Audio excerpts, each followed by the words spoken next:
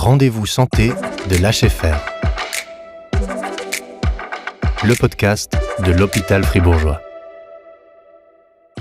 Bienvenue dans ce nouveau podcast de l'HFR, enregistré dans le cadre d'une table ronde au centre de santé du Sud fribourgeois, site de Ria, le 15 mai 2025. Intitulée Burnout, soutien, ressources et perspectives, cette table ronde a réuni des spécialistes du réseau fribourgeois de santé mentale, partenaires au centre de santé.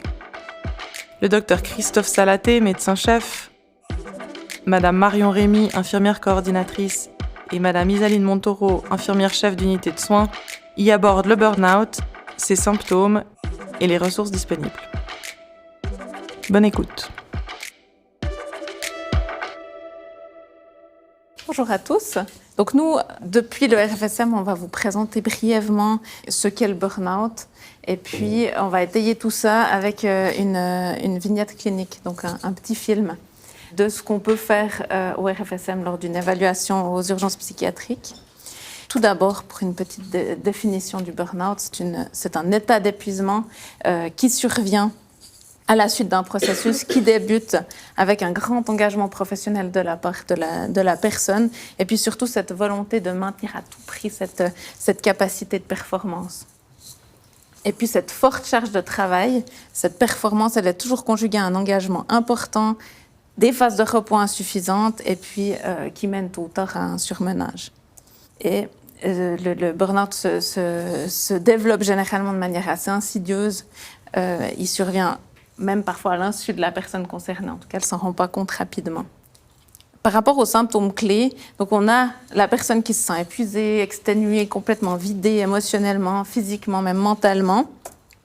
Il y a on parle de cynisme, de distanciation. Donc la personne elle fait preuve d'un comportement un peu indifférent. Elle est distanciée vis-à-vis de son travail, des clients, des patients, des différentes tâches. Et puis une baisse de performance au travail malgré un effort énorme qui est fourni. On n'arrive plus à ce même résultat qu'on pouvait avoir au préalable. En termes de prévalence, on a quelques chiffres qui sont sortis. Donc, il y a une revue systématique suisse qui est sortie en 2022 qui estime à peu près la prévalence de l'épuisement professionnel à 4%. Et puis, l'Obsan parle de 30% de la population active en Suisse qui serait épuisée émotionnellement. Ça ne veut pas dire qu'elle est en burn-out, mais qui se dit épuisée en tout cas. Donc, vous présenter brièvement, donc on a comme deux pôles. On a les urgences psychiatriques cantonales qui se trouvent à Fribourg, qu'on a ouvert en 2020 officiellement le FNPG. Et depuis maintenant 2 ans, c'est ça, le centre de santé de Ria, où on a ouvert notre petite antenne de crise, où c'est 4 demi-jours par semaine, c'est-à-dire le lundi matin, mardi matin, jeudi matin et le vendredi après-midi, où on peut aussi orienter des gens en consultation de crise, où justement les personnes du sud du canton qui typiquement présentent un tableau clinique d'un burn-out pourraient bénéficier de cette consultation-là. Les urgences, on fonctionne par téléphone, un peu comme port d'entrée par la plateforme téléphonique, le 308 08 08 que vous connaissez peut-être. C'est donc non seulement pour les professionnels de la santé, mais aussi socio-professionnels au sens large. Mais monsieur, madame, tout le monde peut aussi nous appeler, que ce soit pour avoir des conseils, savoir comment, où s'adresser. Et aussi, s'ils sont en détresse psychique, pour pouvoir bénéficier justement d'une prise en charge urgente, soit si c'est une urgence psychiatrique, en fonction des heures, ce sera à Villars-sur-Glâne, ou justement, si c'est de la crise semi-urgence, on peut les orienter au centre de santé de Ria. Donc c'est un peu notre rôle au téléphone, c'est les infirmiers des urgences qui répondent toujours H24, qui font justement, on fait des évaluations pour pouvoir orienter les gens au sein de notre réseau. Alors, quand quelqu'un arrive en état de burn-out, donc d'épuisement professionnel, chez un médecin, mais aussi chez nous, ici à Ria ou à Fribourg finalement, ce qu'on fait, on va déjà discuter avec la personne. Ça se passe toujours médecin et infirmier ensemble dans un premier temps. Et puis on va essayer d'évaluer la gravité ensemble avec la personne concernée de ce burn-out, de cet état d'épuisement, et différencier que ce ne soit pas déjà tellement avancé, que ce soit une vraie dépression, parce que le burn-out peut transformer et se figer en dépression, ou d'autres maladies psychiatriques qui pourraient contribuer à un épuisement aussi physique. On a quand même aussi un œil là-dessus. Et puis c'est surtout, comme je dis, des troubles anxieux, des dépressions. Après, si on voit qu'il s'agit d'un burn-out, mais aussi d'autres maladies, on essaie de gérer la crise, on prévoit des entretiens de soutien, parfois la même semaine, la semaine d'après, et avec une relation de confiance avec l'infirmier, le médecin. Parfois, on utilise des médicaments. Dans le burn-out, il ne faut pas beaucoup de médicaments. Parfois, c'est juste pour aider à dormir si la personne n'arrive plus du tout à dormir un petit peu au début, mais il n'y a pas d'autres médications à prévoir. En général, même pas beaucoup de ça, mais parfois un petit peu, pour aider la personne à vraiment pouvoir se poser la nuit. Et on offre jusqu'à 10 entretiens ici au centre de santé à RIA, tout comme à Fribourg, l'équivalent aux urgences psychiatriques. Et puis l'idée, dans la prise en charge de quelqu'un qui vient vraiment pour un état d'épuisement professionnel lié à ce surménage professionnel, donc dans le cadre d'un burn-out, on essaie, d'abord on met la personne souvent il faut un temps de repos, mais qui peut être court, 1-2 semaines d'arrêt ou d'interruption du travail pour sortir de l'épuisement physique, parce qu'il y a quand même le symptôme physique. Et après, il faut assez vite, les gens sont aussi capables de retourner au travail, au moins de temps partiel, mais il faut essayer de réduire la charge temporaire. Et là, vous voyez déjà la difficulté, c'est la personne épuisée est employée, elle ne décide pas ce qu'elle doit faire, donc elle doit prendre contact ou on doit mettre en temps partiel, au moins au début. Ajustement des horaires pour favoriser la récupération, et c'est très important que la personne commence à essayer d'intégrer plus de temps de récupération. Il faut justement retourner au travail d'une manière, si possible, graduée. Après, le contact avec les pairs est quelque chose de conseillé qui fait du sens. Puis là, vous voyez qu'il y a une bonne recommandation et des études qui montrent que ces interventions aident les gens à retrouver leur forme. Et c'est ce que nous faisons. Et puis ici, vous voyez aussi encore des autres recommandations qui ont une bonne preuve scientifique que ça marche. Mobiliser l'entourage proche, ça c'est quelque chose de très utile si la personne épuisée arrive à de nouveau être mieux en contact avec ses proches, et cela se montre soutenant. Activité physique modérée régulière, ça aide. Pourquoi ça aide? Parce que souvent la personne en épuisement professionnel, elle s'est que concentrée sur le boulot, elle a commencé à négliger tout le reste. Si elle commence de nouveau à prendre soin d'elle, ça aide clairement au rétablissement d'un burn-out. Programme de gestion du stress basé sur la pleine conscience. Tous les programmes de gestion de stress sont en principe utiles. Et puis là, c'est vraiment un soutien. La personne doit apprendre, si elle ne veut pas très vite reglisser dans un suivant burn-out, à faire des pauses, à gérer son engagement. J'ai des livres, vous pouvez regarder, Madame Vazet de Genève, elle propose apprendre à réduire son perfectionnisme, être parfait qu'à 70% et plus à 100%. Juste faire le nécessaire, bien le faire, mais pas le parfait. Parce que ça contribue, bien sûr, à l'émergence d'un état d'épuisement. Et après, des thérapies individuelles, de type comme nous l'offrons, mais qui peuvent aller plus loin, parce que parfois ça suffit, 10 séances, mais parfois il faut quand même plus de temps pour que la personne puisse intégrer vraiment une autre manière d'appréhender son travail pour moins être épuisée. Bien. Voilà.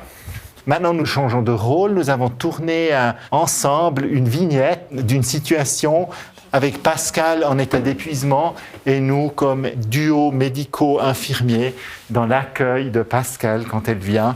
Et puis vous verrez comme la discussion pourrait un peu se dérouler chez nous quand quelqu'un vient.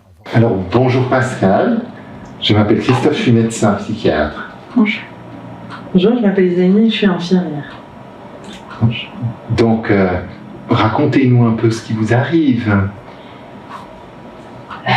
C'est difficile, j'en peux plus. Je suis enseignante au CO et c'est compliqué avec une classe depuis longtemps, mais depuis la dernière rentrée, je peux plus. Et je prépare mes cours le soir, la nuit. Je crois que je fais plus que ça. Et puis ça va moins bien qu'avant? Ça va moins bien, il n'y a pas de résultat, j'arrive pas à être aussi performante. Mais je ne peux plus me concentrer comme avant. J'ai de la peine à réfléchir, à dormir. Et pendant les vacances, ça allait mieux? Oui, il y a eu les vacances de carnaval, on est allé skier. C'était assez bien, mais les jours, depuis le vendredi déjà, j'ai commencé à tourner dans ma tête. C'était une montagne d'imaginer de retourner lundi. Mais j'ai pas eu beaucoup de soutien de ma hiérarchie. Je me suis retrouvée très seule avec des parents qui se plaignent de plus en plus. Vous dites que c'était pas à ce point-là, c'est-à-dire qu'il y a déjà eu des périodes où vous vous sentiez fatigué, ou un peu similaires que maintenant, c'est ça? Il y a eu des périodes où j'étais fatiguée, mais pas comme ça. Et puis j'arrivais à récupérer.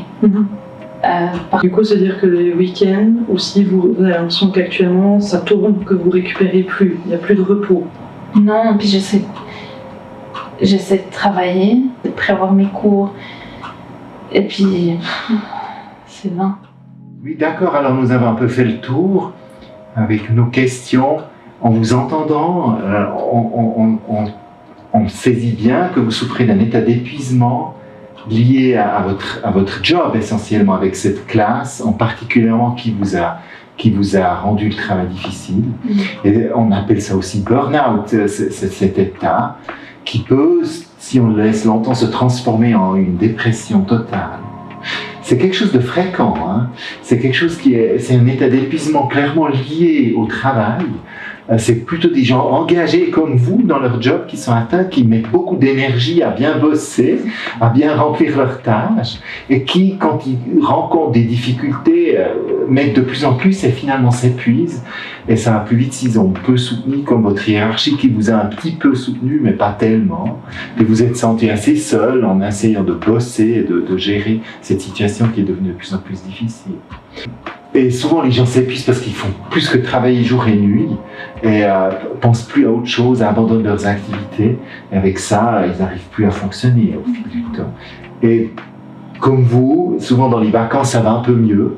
Mais dès qu'on retourne dans ce travail, on est nouveau totalement pris dedans et puis on dysfonctionne de plus en plus. Vous pourrez récupérer. Le plus important, c'est d'arrêter maintenant de travailler un moment et de vous reposer. Donc, il est important que vous sortiez de ce milieu qui vous enlise de plus en plus dans cette problématique. Donc, je dois vous mettre à l'arrêt de travail. Vous avez déjà. Ce qui va être important, c'est d'utiliser justement l'arrêt de travail pour vous arrêter. Donc, dans un premier temps, ce qui est difficile, hein, parce que sinon vous feriez déjà, hein, mais d'une part, c'est déjà vous reposer, de bien manger, bien boire, et aussi de reprendre un peu les activités que vous aimez bien. Vous disiez le piano, il n'y avait jamais le temps en quelque sorte, mais aussi la marche, de prendre du temps avec votre famille, ou d'autres, se donner le droit de passer du temps un peu sur le canapé par exemple, et pas tout le temps être dans une productivité. Et le repos, c'est justement de faire des choses qui nous font du bien, au corps et à l'esprit. Donc si le sport vous aide, la marche ou d'autres, mais il faut aller mollo au début, juste un petit peu, remettre un peu d'activité, pour que votre cerveau arrête à tourner travail et redécouvre les autres activités. Vraiment vous dire, la priorité, c'est de penser qu'est-ce qui pourrait vous faire du bien. Parce que normalement, si c'est ce qu'on pense un burn-out, il ne faudra pas donner une médication. Parce que ce n'est pas encore une dépression. Il ne faut pas vous donner une antidépresseur, mais parfois une médication juste pour vous aider à dormir, pour réinstaurer un rythme de jour-nuit. Et parfois même des médicaments avec plantes suffisent juste pour vous calmer un peu le soir et vous permettre de retrouver votre calme. D'accord. Et je pense que vous pouvez dire à votre directeur que votre arrêt durera plusieurs semaines. Ça ne va pas être si vite. Okay. Mais c'est important pour les prochaines 15 ans de commencer. J'ai construit cette vignette sur une situation réelle. Et puis, cette personne était vraiment maltraitée aussi par cette classe. C'est pour ça que l'arrêt devait aller plus vite. Parce que c'est vraiment toxique au travail. Si c'est que de l'épuisement à une surcharge, l'arrêt peut être souvent assez court, effectivement. J'ai une question parce que, alors, moi je suis peut-être du mauvais côté ce soir parce que je suis là aussi, je suis RH dans une entreprise. Et c'est un sujet qui me touche parce que c'est vrai qu'on en voit aussi malheureusement de plus en plus. Je ne sais pas si c'est plus en plus ou en tout cas c'est plus verbalisée, telle qu'elle. J'ai eu l'occasion d'avoir des collaborateurs à qui on a dit prends du temps pour toi, prends des vacances, parce qu'on voyait bien qu'il y avait l'épuisement. Et là, c'est une question par rapport à votre expérience. J'ai 2 exemples en tête où, malgré les vacances, malgré le temps de repos qui a pu durer plusieurs semaines, la personne, au contraire, a même été plus mal encore pendant ses congés. Est-ce que c'est quelque chose que vous avez aussi constaté parfois ou c'est vraiment ce repos qui est la clé, quoi?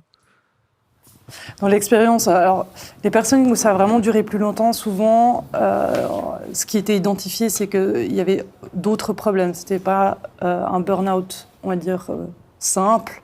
C'était parce qu'il y avait peut-être des conflits aussi au travail. Et très souvent, c'est aussi associé de ce qu'on a vu aux urgences psychiatriques, c'est qu'il y a des conflits en fait avec les supérieurs hiérarchiques ou avec les collègues.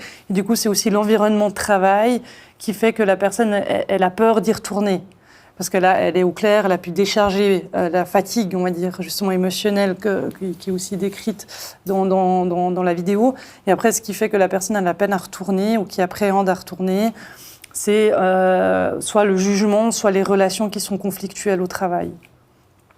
Ça, c'est une hypothèse. Hein. Souvent, il y a aussi d'autres choses. Ou la réflexion, il se révèle que ce n'était pas un burn-out, mais déjà plus loin, c'est un état dépressif.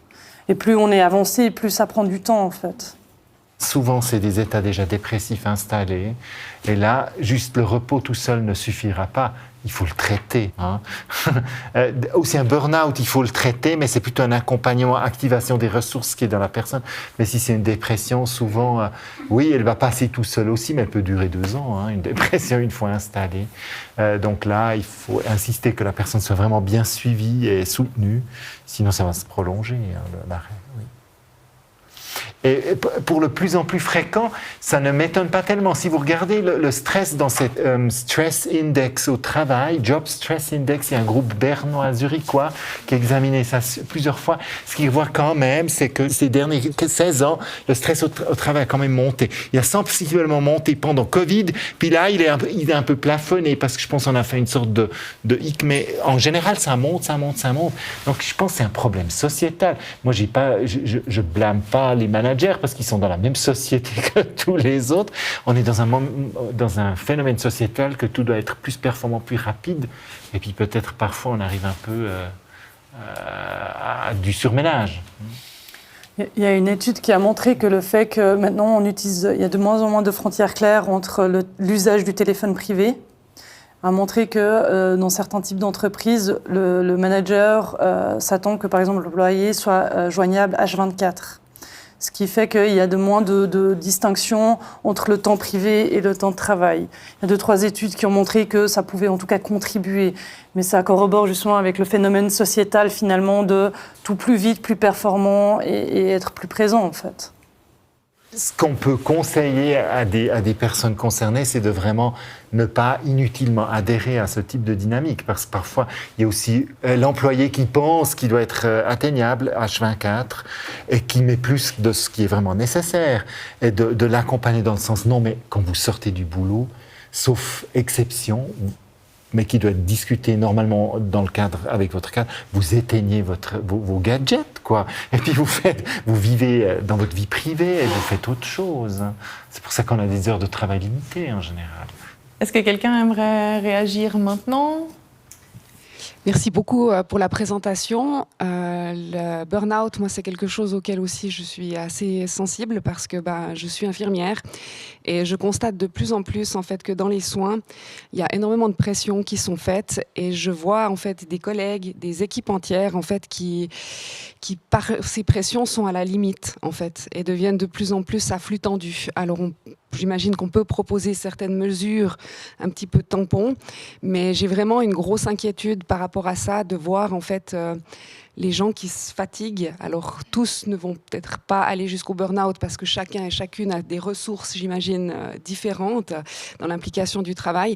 Et c'est vrai que les chiffres que vous avez cités, 30% quand même de la population en Suisse, je ne sais pas si vous avez des chiffres plus spécifiques pour les professions médico-soignantes, parce que souvent chez nous, on a tendance à se dire non mais c'est bon, je vais tenir, c'est bon, je vais faire pour aider mes collègues, je ne veux pas les laisser, je veux pas... Voilà, et puis ça va peut-être aller jusqu'à une limite où on ne peut pas se dire je prends un mois pour me reposer, où ça va aller vraiment jusqu'au burn-out justement. Et ça, voilà. Donc je ne sais pas si vous avez des pistes, des clés ou autres, mais c'est vrai que c'est une thématique moi qui m'inquiète de plus en plus, surtout dans les soins en fait, parce que je vois vraiment ça avancer. Je veux bien réagir. Il y a effectivement plusieurs articles, en tout cas, qui ont été écrits en Suisse, notamment dans la revue médicale suisse, sur l'épuisement des professionnels de la santé, y compris les médecins, les généralistes. Mais je n'ai pas sorti les chiffres pour aujourd'hui, mais c'était des chiffres assez impressionnants. Et effectivement, c'est des domaines qui sont plus à risque, qui sont dits plus à risque en tout cas. Quant aux pistes, c'est une grande question. Est-ce qu'il y a des facteurs favorisants ou protecteurs, on va dire, justement, un peu dans les deux sens est-ce que c'est lié à la profession? Est-ce que c'est plutôt lié aux personnalités des gens? Docteur Salaté. C'est une question très très vaste. Il y a certainement des facteurs qui sont liés à la personnalité. La personne qui est soignante veut aider, ce qui l'expose aussi à ne plus pouvoir répondre aux besoins d'aide de l'autrui est bien sûr compliqué pour quelqu'un qui est construit en tant qu'aidant. Et je pense que c'est un des éléments qui contribue à la haute prévalence des états d'épuisement dans les professions de la santé. Il y a une surcharge de travail, il y a un manque de personnel, il n'y a pas assez de médecins, pas assez d'infirmiers pour remplir les demandes, c'est clair. Ce qui augmente la charge de travail. Il y a des facteurs innés à nos professions, c'est les horaires irréguliers. Tous les professions avec des horaires réguliers ont un risque un peu plus élevé d'état d'épuisement. Hein. Et je pense que tout ça ensemble nous met un peu à risque, effectivement. Après, des pistes au niveau individuel, c'est apprendre à dire stop. Hein. C'est clair. Au niveau organisationnel, il y a des entreprises qui essayent des choses intéressantes, surtout des remplacements, faire des remplacements intelligents, discuter avec les gens combien vous pouvez faire, des modèles assez innovateurs pour améliorer et valoriser les remplacements à court terme parce qu'il y a des gens qui tombent. C'est ça qui use aussi énormément. Hein. Et d'autres modèles que les entreprises essaient de mettre en place de la santé, mais beaucoup d'hôpitaux ont des chiffres rouges parce que le financement est tendu. Et puis on dit que tout le monde gagne trop, mais enfin, ce n'est pas ça. Est-ce que peut-être vous avez Est-ce qu'il y a d'autres ressources que vous pouvez conseiller ou donner pour les gens qui cherchent du soutien dans ce genre de situation? Oui, je pense déjà que le médecin généraliste est une bonne approche. Je pense que c'est la première porte. Parfois, passer la porte du RFSM, parfois c'est extrêmement difficile. Le mot psychiatrie fait peur. Donc passer par le généraliste, c'est déjà une bonne entrée. Dans un sens, ça positionne les burn-out professionnels. En fait, bon, c'est la faute au patron, quoi. Il nous fait bosser comme un malade. Ah, oui. Après, il y a le côté burn-out professionnel. Bon, je me suis épuisée au travail. Mais moi, j'ai l'impression, moi, j'ai fait un burn-out, je veux dire. Je sais pas si on peut donner des niveaux, moi je veux dire moyen, on m'a rattrapé au bon moment, on va dire comme ça. Donc je m'en suis assez vite sortie. Mais je trouve que pour moi, ce burn-out, si je parle de mon expérience personnelle, ben oui, c'était lié au travail, ça allait plus au boulot, je pleurais pour aller travailler, c'était compliqué. Mais finalement, je trouve qu'il y a un tout. Moi j'ai l'impression qu'un burn-out, c'est pas que professionnel. Moi j'ai l'impression qu'à un moment donné, quand il y a ces bornements, il y a ce qui. Je sais qu'il y a soi-même, on a aussi, on regarde ça, il y a peut-être aussi à la maison, que ça va moins bien, ou il y a peut-être, je pense pas que c'est un tout, c'est pas que professionnel. Il y a peut-être des situations, c'est que professionnel, c'est pas un tout qui fait, comme on dit, ça déborde. Voilà.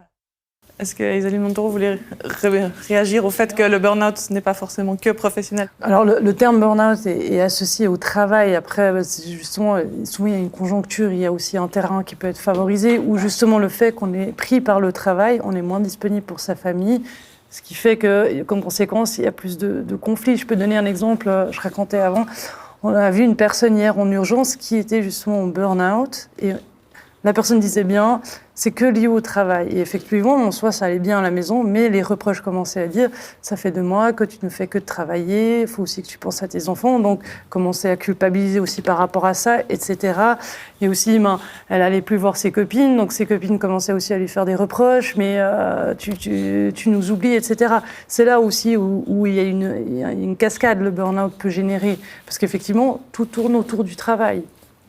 Et souvent aussi, oui, on va dire qu'il y a des climats de travail qui favorisent le burn-out, comme vous disiez, par rapport, c'est le faute du manager ou de l'entreprise ou du climat. Ça peut être des responsables, mais effectivement, c'est aussi des personnes qui n'arrivent plus à poser leurs limites à un moment donné. C'est aussi une des premières choses qu'on essaye de travailler avec les personnes, c'est de poser une limite. La première limite, souvent on donne externe, c'est on les met en arrêt de travail, parce que beaucoup de personnes, c'est difficile de dire stop, sinon ils auraient pu le dire. Donc nous, aux urgences, souvent on dit, la première chose qu'on va faire, c'est vous donner un arrêt de travail.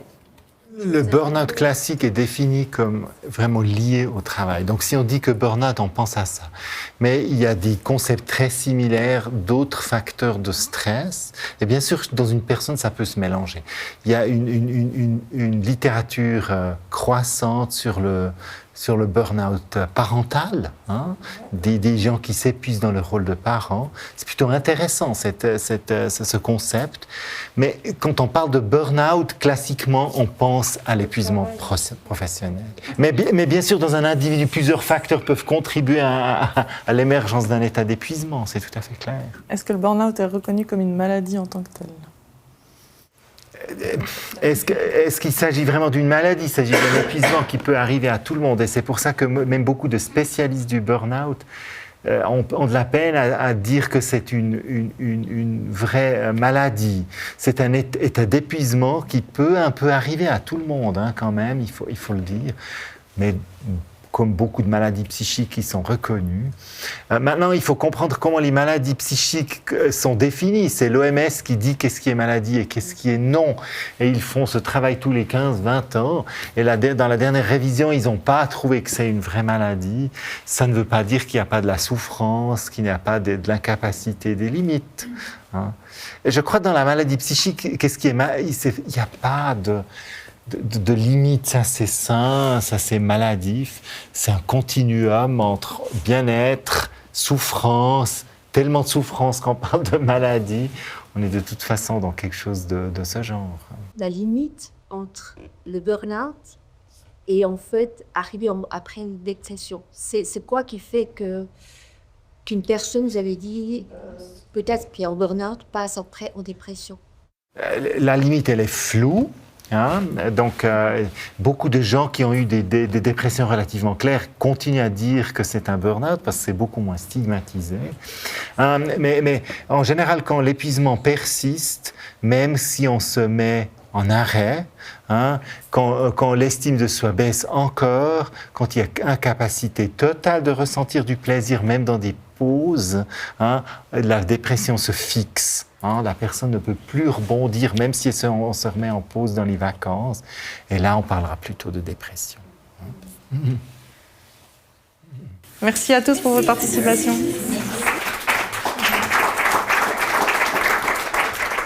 Rendez-vous santé de l'HFR. Ce podcast vous a été présenté par votre hôpital.